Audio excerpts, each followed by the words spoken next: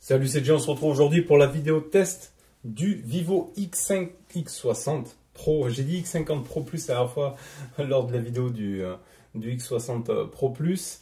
Donc téléphone, je le répète, qui nous avait été envoyé par la boutique Trading Shenzhen. On te remettra comme d'habitude les petits liens dans la description de la vidéo. Ce téléphone que je teste est disponible à la vente. Si t'intéresse, tu nous contactes sur nos mails. Et enfin, en fin de vidéo, si tu as aimé ma vidéo, tu me mets un petit pouce bleu qui va bien, ça nous aide vraiment énormément. Ça n'a pas l'air comme ça, un petit pouce, mais ça fait du bien. Tu t'abonnes si ce n'est pas déjà fait et tu cliques sur la cloche de notification pour être averti des futures vidéos. Allez, on va se commencer par se refaire un petit piqûre de rappel des caractéristiques comme d'habitude et on va aller le voir directement via le téléphone. Comme ça, on va commencer par se faire le déverrouillage. Là, je l'ai rallumé. Avec l'empreinte digitale qui fonctionne très bien. On va se remettre un peu de son d'ailleurs. Hop, parce que j'avais coupé le son. On va se refaire le déverrouillage via l'empreinte et la roco faciale qui bénéficie là en plus du double tap. Donc franchement, ça fonctionne très très bien. Et donc la petite piqûre de rappel, on va aller voir sur Trading Shenzhen. Donc il est actuellement encore à 617 €. Modèle 12256 que je teste en version un petit peu reflet bleu, etc. Franchement, il est juste magnifique. Donc on va aller se voir les caractéristiques. Donc détail du produit. Donc celui-ci, il bénéficie du processeur Samsung Exynos, le 1080 cadence à 2,2 GHz, comparé au X60 Pro Plus qui avait le Qualcomm, le Snap 888.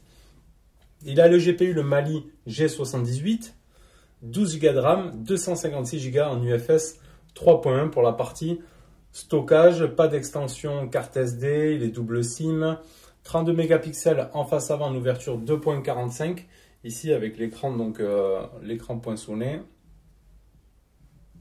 ici en façade, on le verra après.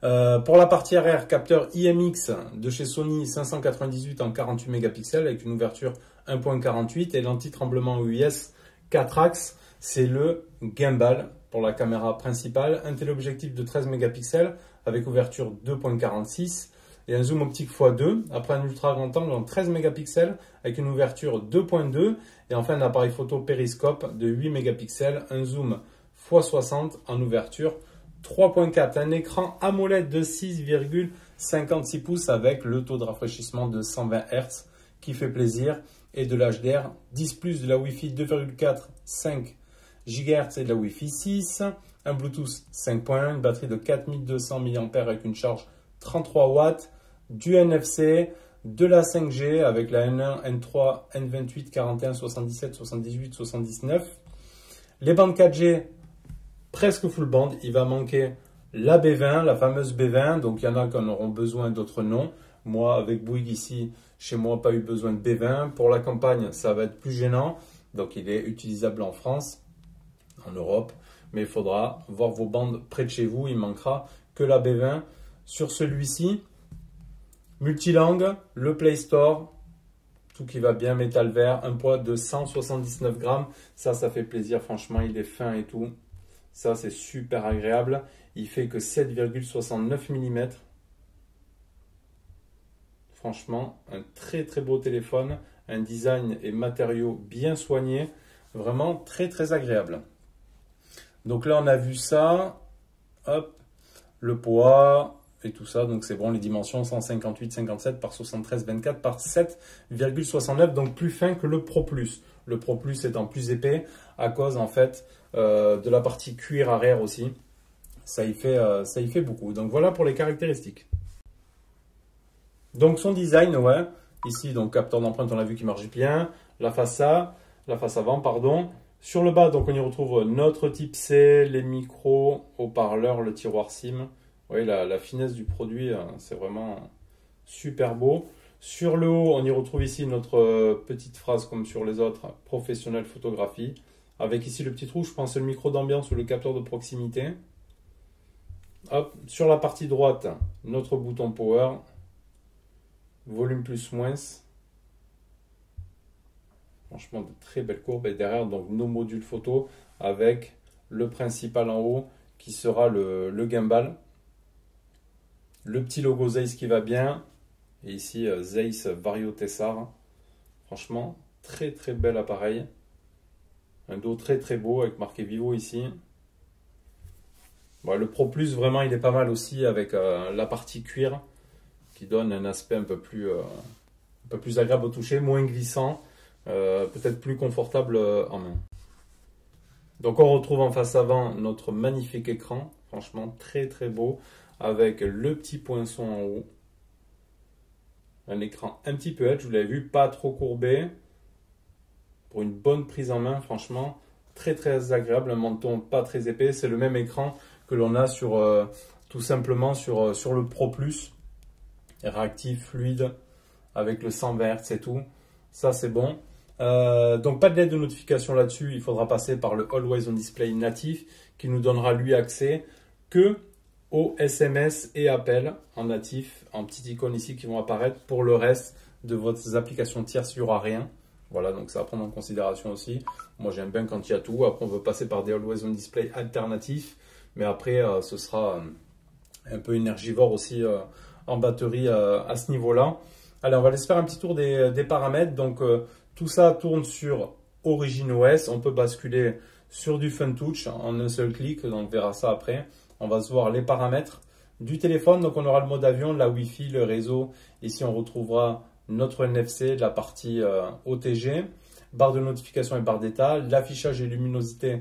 Donc on aura aussi la protection oculaire qui va nous faire l'écran un petit peu jaune pour la nuit, etc. On aura le mode sombre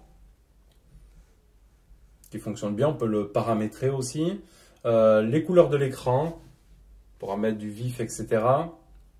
Le taux d'actualisation, donc on a le 120-60 ou en mode intelligent. Ça c'est plutôt pas mal aussi. L'anti-scintillement à faible luminosité. Et enfin, après les affichages plein écran, les applications qu'on veut définir pour qu'elles prennent vraiment toute la surface de l'écran. L'écran d'accueil et tout ça, tout est paramétré. Écran toujours allumé. Ici, ce sera le Always On Display. Dommage qu'il n'est pas paramétrable comme par exemple Xiaomi avec toutes nos applications tierces dessus. Ça, c'est dommage que ça y ait pas. Après, on aura toute la partie effet dynamique. Il y a vraiment plein d'effets de lumière, de trucs. D'animation pour l'empreinte, le visage et tout, c'est vraiment super complet. Mise à jour système, j'en ai fait une juste avant de tourner la vidéo pour le coup. Là, et j'ai eu un correctif, l'optimisation des paramètres audio afin d'améliorer la qualité sonore dans certains scénarios d'application. Donc OriginOS qui est vraiment très très sympa. Navigation système, on pourra choisir par geste ou autre. Donc moi j'ai fait ici les gestures. On pourra mettre aussi le centre de multitâche dans un format que l'on souhaite, en petite carte ou pas. Des raccourcis, le mode ultra-jeu, la gestion du système ici, donc on retrouve à propos du téléphone et on voit bien qu'on bénéficie sur les versions 12 Go comme sur le Pro Plus de 12 Go de RAM plus 3 Go de RAM qui peuvent être servis pour la mémoire étendue. Voilà, si le téléphone a besoin, il peut aller piquer 3 Go au stockage pour les basculer sur la RAM et bénéficier alors de 15 Go de RAM. Déjà vraiment 12 Go, c'est largement suffisant. On y retrouve donc notre Exynos ici 1080, version d'Android 11. Donc tout ça c'est pas mal. On a le français sans aucun souci. Les sécurités, le temps de passer sur l'écran avec tout le détail, etc. La batterie, les applications et les gestions de vos comptes Google ou autres comptes. Donc comme je vous l'ai dit, on bénéficie d'OriginOS. On peut basculer en un simple clic ici sur une partie FunTouch un peu plus standard, un peu plus Android standard. Voilà, avec des icônes plus petits. On a accès quand même toujours à nos petits widgets, à droite, à gauche, de la météo, avec c'est animé, etc. Voilà, les fonds d'écran, tout est personnalisable. On peut fusionner, par exemple, deux icônes de caméra et l'autre lance. Ça nous donne accès ici, en fait, à des raccourcis. Si on veut avoir accès directement à la super macro, etc. On peut le définir l'ordre, etc. Au lieu de rentrer dans l'application appareil photo, on a accès directement ici. Si on veut faire macro, on clique sur macro. Donc des petits trucs comme ça, des petits gadgets sympas qu'il y a sur OriginOS. mais c'est quand même beaucoup plus plaisant, voilà, de profiter de celui-ci directement sur l'interface OriginOS. Avec tout un tas d'icônes. Ici, on retrouve l'application sécurité. On peut redimensionner tous les icônes aussi. Ça, c'est super bien. On peut les mettre à notre guise dans tous les sens. Voilà. Comme ça, on peut se faire un petit bureau comme j'ai fait. Assez sympa. Avec nos petits fonds d'écran et tout. C'est vraiment, vraiment super sympa. On peut paramétrer ici aussi, hop, couleur unie, voilà, ça va nous mettre un petit peu en fond gris. On peut mettre partie ciel, ce qui fait que ça va nous donner ici un effet nuage en haut, un peu style météo. On peut flouter les arrière-plans, les vitesses d'animation, etc. C'est vraiment très très personnalisable. Ici, on retrouve un tiroir d'applications. Ici, et en switchant sur la droite, on aura la partie qu'ils appellent composants avec nos widgets musique, l'alarme, les calendriers, etc., la météo. Alors j'espère dans futures mises à jour, il y aura un peu plus de widgets pour encore plus paramétrer notre téléphone. Mais déjà l'interface est vraiment, on peut faire des trucs super sympas avec la petite application musique ici, des petites animations, etc. C'est franchement super agréable à utiliser. Donc je l'ai dit et je le redis, il faudrait que je prenne le temps de faire une vidéo sur OriginOS pour vraiment tout montrer, comparer. J'ai le Vivo X51 à faire, qui lui sera en Android pour l'Europe. Hein. OriginOS est vraiment destiné aux appareils asiatiques. Vous n'aurez pas ça sur les modèles européens comme le Vivo X51. Donc voilà, ça reste sur ce marché-là. Mais c'est vraiment plaisant à utiliser. C'est vrai qu'il faut paramétrer pas mal pour pouvoir avoir accès à toutes nos notifications, mais après, une fois paramétrées, on les reçoit.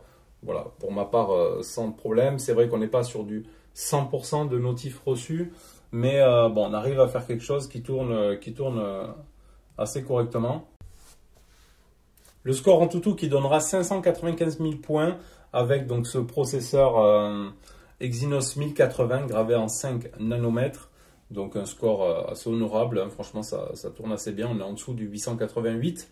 Mais bon, ça fera vraiment le taf, ça reste fluide, ça chauffera un petit peu pour la partie jeu. C'est un peu plus énergivore je trouve que les Qualcomm hein, en termes d'autonomie de batterie.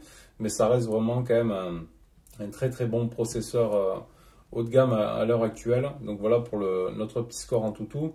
On va se faire un petit PUBG comme d'habitude. Comme on a pour habitude de faire, PUBG qui tourne sans aucun problème sur ces types de téléphones. Je monte PUBG, mais vous allez pouvoir faire bien plus comme jeu. Allez, c'est parti pour le décollage.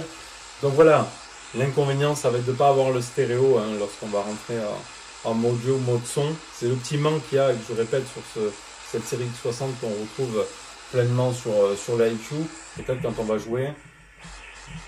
On pourra cacher le son ici, etc. Ça peut être gênant pour certains, ça dépend comment on utilise le téléphone. Là, je ne vais pas le cacher parce que je suis sur un support.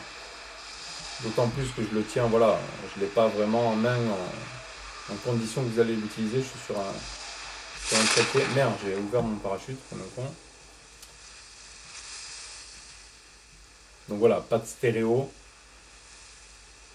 Ça reste dommage, je trouve. Voilà. Sur des produits des fois à ces prix-là, de ne pas bénéficier de ça.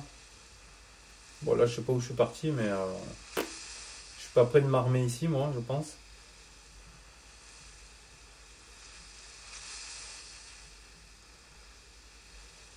J'ai atterri un peu n'importe où là. Je suis pas prêt de trouver des armes ici. Bon, il y a 2-3 cabanons là.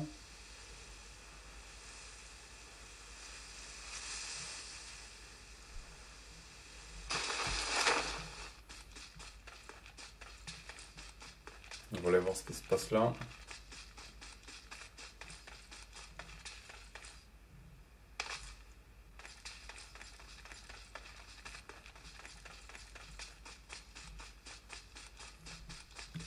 C'est juste pour montrer, faire tourner un petit peu le jeu. Je vais me faire dégommer moi déjà.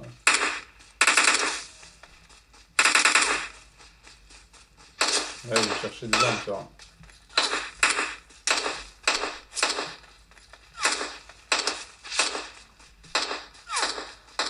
Je vais me faire ce matin.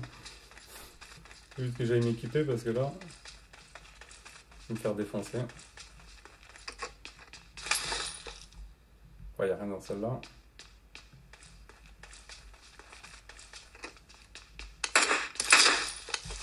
Ouais, je t'attends rien.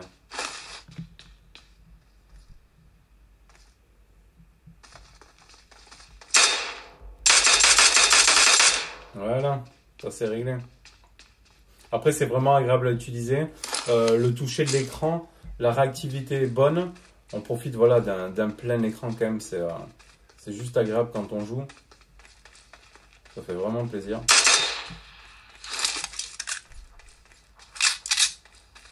Donc on aura une partie jeu vraiment plaisante sur ce type de téléphone. Là, comme je vous l'ai dit, je fais tourner PUBG, mais vous allez pouvoir faire tourner bien d'autres jeux sans aucun souci. Hein. Franchement, il n'y a pas de problème là-dessus. L'Exynos fera très bien l'affaire.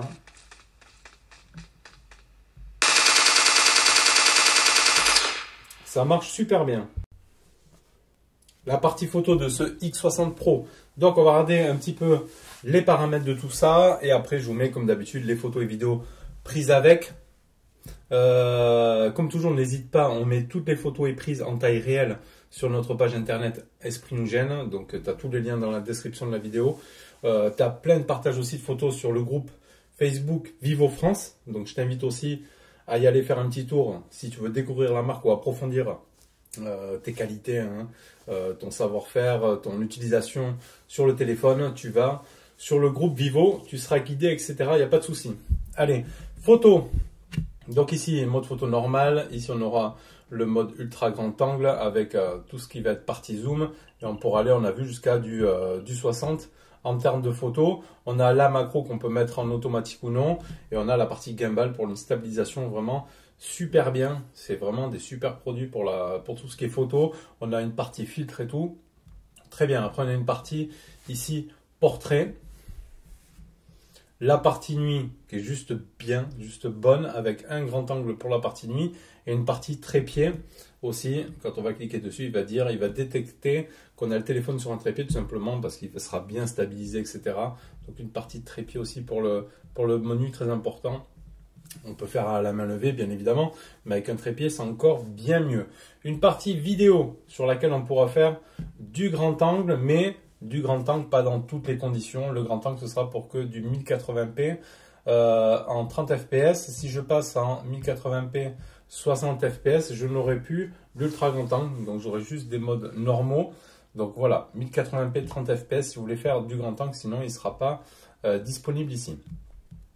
Pareil pour la partie zoom, on sera sur du zoom x15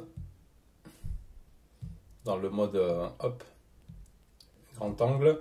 On aura un zoom, pareil x15, ici, mince, je suis parti, là, et si je vais en 60 fps, j'aurai un zoom x10, en 1080p, 60 fps, ouais, décidément. Si je vais sur du 4K en 60 fps, on aura aussi un zoom x10.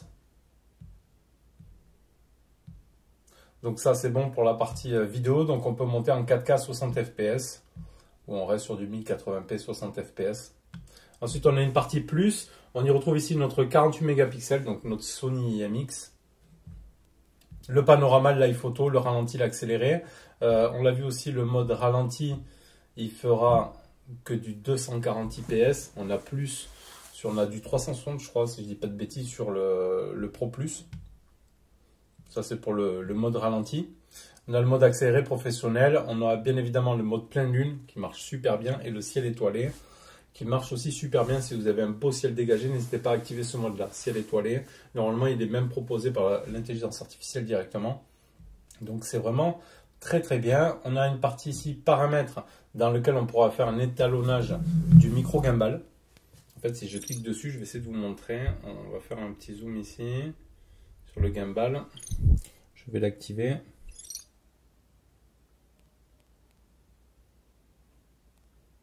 Oui, vous le voyez bouger de haut en bas, je refais un coup. Attention.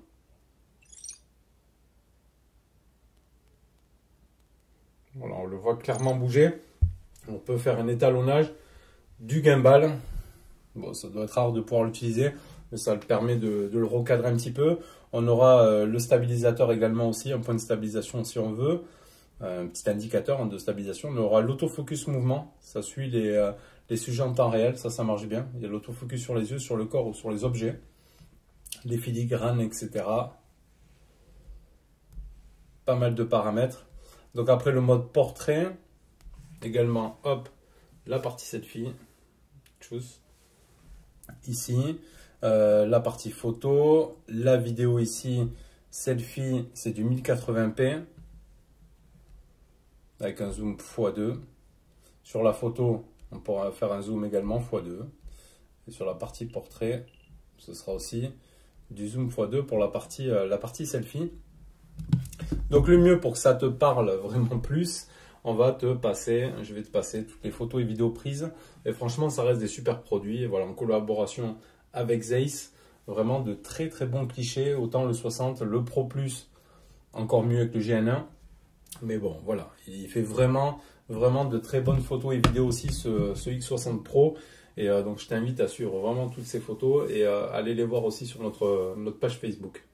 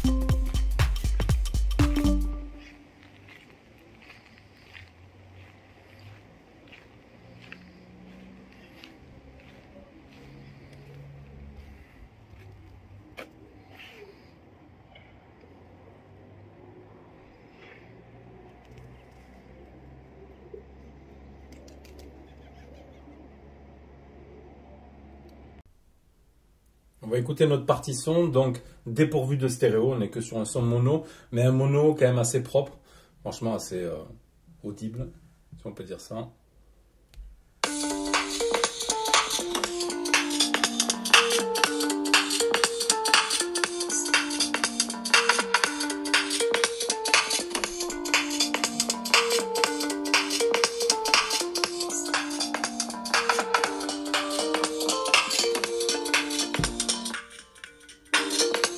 On a un haut-parleur ici sur le bas.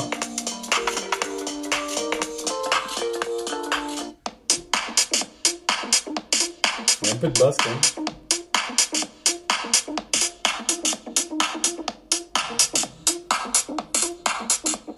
Là je suis à fond. Ça va.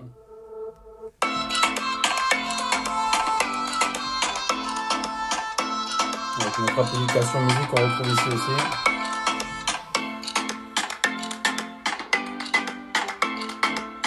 Vraiment super le petit widget comme ça.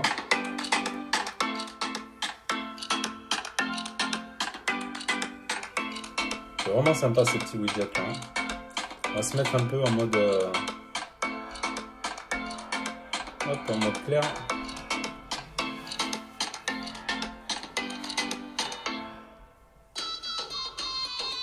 Voilà pour la partie son. Je vais mettre à fond.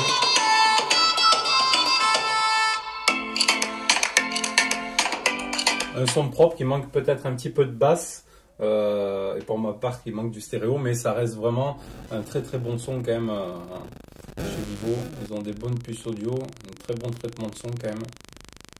Donc pour ça c'est good. On va aller se regarder notre vidéo comme d'habitude. On va se faire notre Costa Rica. Hop, on va se mettre ici. Hop là. En situation. Allez, notre Costa Rica. Des histoires vraie de vie quand on vous les raconte. On va baisser le son. On va se mettre de la luminosité. De la pub. Bon, c'est ce qui nous fait un peu vivre aussi, nous, de la pub sur la chaîne. Il y en a. Donc 2160 par 60 en HDR. On agrandit tout ça. Comme ça, on va voir l'angle de vision aussi. On peut l'avancer puisqu'on a vu tout ça déjà plusieurs fois. Hop là. On va se mettre là. Un angle de vision franchement top. Hein. On va aller même de côté.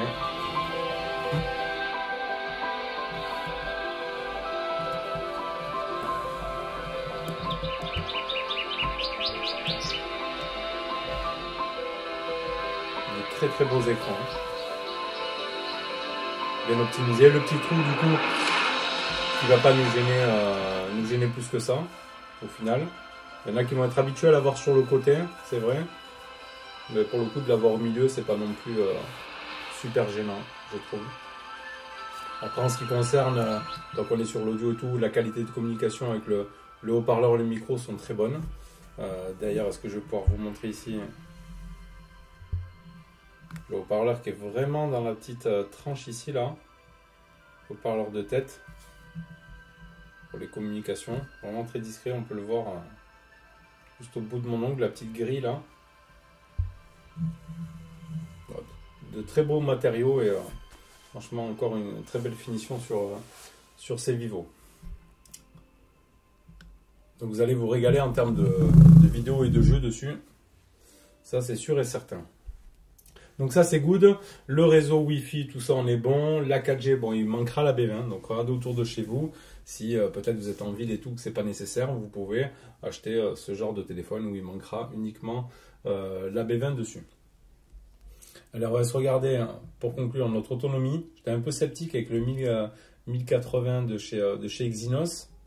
Faudrait que je voie le détail des captures, hein. Est-ce que je peux voir la date ? Le 5 février, celle-ci. Pour voir un petit peu les jours lesquels j'ai fait. Le 2 février. Ouais, donc voilà, ça c'est la première. Donc ma première capture. Là j'avais bastonné le premier jour. J'avais utilisé 80% en 13 heures. Donc il me restait 20% de batterie à 20h57 le soir. Donc j'avais pratiquement flambé la batterie en une journée. bon voilà, toujours les premières fois, voilà, on bidouille le logiciel, on fouine à droite à gauche, on le personnalise, donc on pompe un petit peu de batterie. Deuxième test, donc fini 21h16, une journée en 73%, il me restait 27%. Et enfin encore une autre, 87%, j'ai fini la journée à 13%. Je pense qu'on peut faire un jour et demi, voilà, il ne faudra pas lui en demander plus. Ça consomme quand même un petit peu. Après, on n'a pas une énorme batterie dessus non plus. Voilà, après, on a une charge 33 watts hein, qui va charger un petit peu rapidement, mais pas non plus, les foudres de guerre des IQ avec leurs 120 watts, ça c'est sûr, qui font du 0 à 100 en, on va dire 15-16 minutes. Il faudra un peu plus de temps pour celui-ci. Voilà, mais comptez, en gros, on va dire un jour et demi en autonomie, en utilisation standard, on va dire un peu de vidéo, etc. Peut-être un petit jeu et tout. Si vous passez du temps à jouer, c'est sûr, ça va flamber. Ça vous ferait peut-être pas la journée. Donc voilà, tout ça après, c'est l'utilisation de chacun. Je pense pour moi, mon utilisation standard, je fais un jour et demi. À midi, il faudra que je le mette à charger. Voilà pour la partie autonomie de ce téléphone. Je pense qu'on a fait le tour un petit peu de tout. Bon, après, OriginOS, hein, ça reste vraiment personnalisable, configurable. Vous voyez, on peut faire de très beaux écrans d'accueil. Je répète encore, moi, dommage pour ma part de ne pas avoir de stéréo. Après, il chauffe un petit peu quand même avec les Exynos. Sinon, on a une partie photo qui est franchement bien hein, sur ces Vivo X60. Même le petit X60, hein, le normal qui va arriver en test. Je suis resté étonné quand même de la qualité aussi photo. Alors, il y a de très bons capteurs. Vous allez vraiment prendre votre pied à faire des photos de nuit très très bonnes aussi. On a un produit bien fini, fin, agréable. Franchement, de bonne finition. Ça fait vraiment premium. Alors, c'est sûr que Vivo, voilà, sont toujours un petit peu chers, mais franchement, on paye vraiment la qualité du produit. Donc voilà, moi, mon petit retour dessus, franchement, je trouve que c'est des bonnes séries, ces X60. J'avais bien aimé aussi les X50, d'ailleurs, les séries des X50. Voilà, pour ma part, manque du stéréo. Dommage qu'il n'y ait pas un Always On Display qui pourrait gérer à la limite, j'ai plus de batterie, nos notifs d'applications tierces. Voilà. La petite complication de bien tout paramétrer pour avoir toutes ces notifications, mais ça c'est Vivo, c'est comme ça.